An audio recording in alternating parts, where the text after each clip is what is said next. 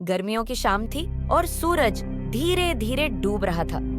गांव के मेले का आयोजन हो चुका था और हर तरफ खुशी का माहौल था। छोटे बड़े सभी मेले में अपने अपने तरीके से मस्ती कर रहे थे।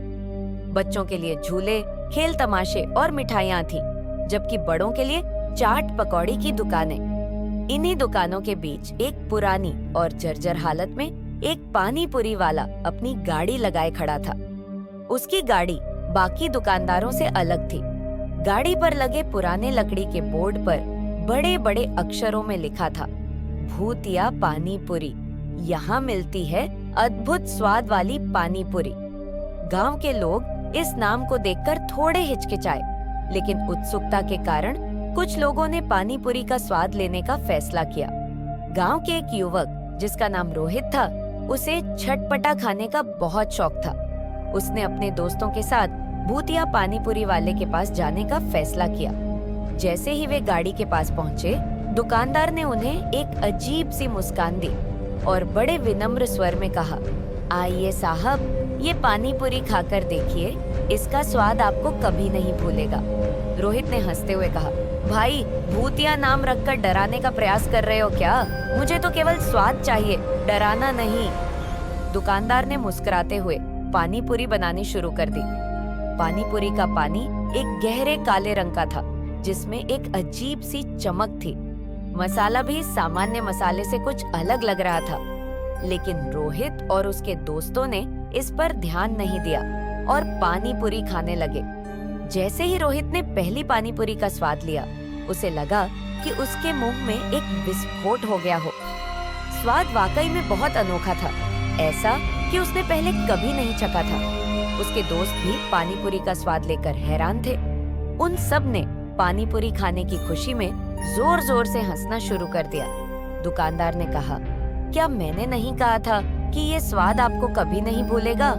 रोहित और उसके दोस्तों ने कुछ और पानी पूरी खाई और दुकानदार को पैसे देकर मेले में घूमने निकल पड़े। लेकिन जैसे जैसे वे आगे बढ़े, उन्हें अपने अंदर कुछ अजीब सा महसूस होने लगा। रोहित को सिर में हल्का दर्द हुआ और उसके दोस्तों की आंखों में भी कुछ अजीब सी चमक दिखने लगी। वे सभी समझ नहीं पा रहे थे कि अचानक ऐसा क्यों हो रहा है। रोहित ने अपने दोस्तों से कहा, चलो घर चलते हैं, शायद आराम करने से ठीक हो जाए। लेकिन जैसे ही वे गांव की ओर जाने लगे, मेले के सारे लोग अचानक से गायब हो गए।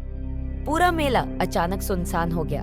चारों तरफ सन्नाटा छा गया और हवा में एक अजीब सी ठंडक महसूस होने लगी। रोहित और उसके दोस्तों के दिलों में डर बैठने लगा।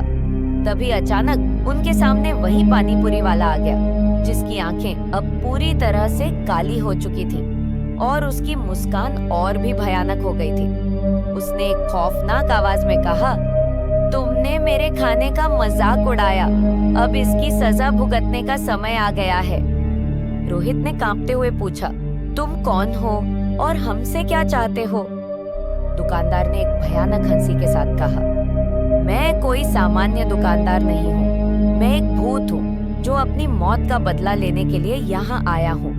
वर्षों पहले इसी गांव में मेरे साथ धोखा हुआ था, मुझे जहर देकर मार दिया गया और तब से मेरी आत्मा को शांति नहीं मिली। मैं अपने जहर से मर गया था, लेकिन अब मैं उस जहर को पानी पूरी के माध्यम से फैलाता हूँ, ताकि लोग उसी पीड़ा का अनुभव करें जो मैंने की थी। रोहित और उसके दोस्त अब पूरी तरह से डर चुके थे। उन्होंने समझा कि वे एक भयानक जाल में फंस गए हैं। रोहित ने हिम्मत जुटाते हुए कहा, हमें माफ कर दो, हमने तुम्हें परेशान करने का इरादा नहीं था, हम नहीं जानते थे कि यह पानी पूरी जहर है। भूत ने जवाब दिया, अब बहुत देर हो चुकी है, जो जहर तुमने खाया है वह तुम्हारे शरीर में फैल चुका है, अब तुम भी मेरी तरह भटकने वाली आत्माएं बन जाओगे। रोहित और उसके दोस्त इस खौफनाक सच को सुनकर जमीन पर गिर पड़े। उनकी आंखों के सामने अंधेरा छाने लगा और वे धीरे धीरे बेहोश होने लगे। जब वे अगली सुबह जागे तो खुद को एक सुनसान जगह पर पाया। वे समझ गए कि वे अब सामान्य लोग नहीं रहे। उनके शरीर से जीवन की सारी चमक गायब हो चुकी थी और वे अब एक भूत युवतियां जीवन जीने को मजबूर